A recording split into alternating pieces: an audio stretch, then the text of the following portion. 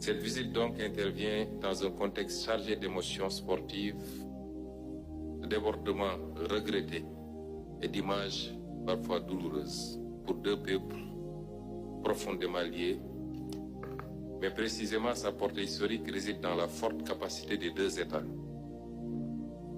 frères, de ne pas laisser l'émotion surplomber et décider du sens. Sous ce rapport, ce déplacement ne vise pas à calmer, il vise à affirmer. Il a éprouvé leur lien. Il n'a pas opposé le Sénégal et le Maroc, il a mis à l'épreuve l'intensité de deux passions nationales dans un espace commun. Les dérapages observés ici ou là ne doivent être ni niés, ni dramatisés. Ils doivent être requalifiés comme des excès émotionnels produits par la ferveur et non comme des fractures politiques ou culturelles. Car le sport, si passionnant et si passionné soit-il, est trop fluide à résumer les relations entre les deux nations, comme vous l'avez rappelé tantôt, Monsieur le Premier ministre, et entre les deux États.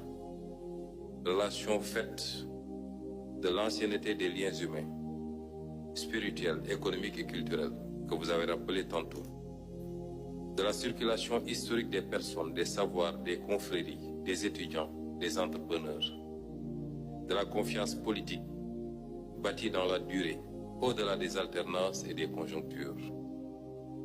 Un lien entre État et peuple qui survit aux événements parce qu'il est enraciné dans l'histoire partagée.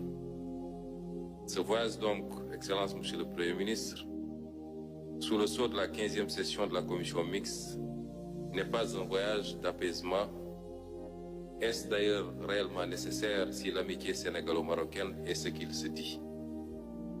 C'est un voyage de confirmation, de dépassement et de refondation du lien à la hauteur de deux nations qui se respectent, se reconnaissent et se projettent ensemble.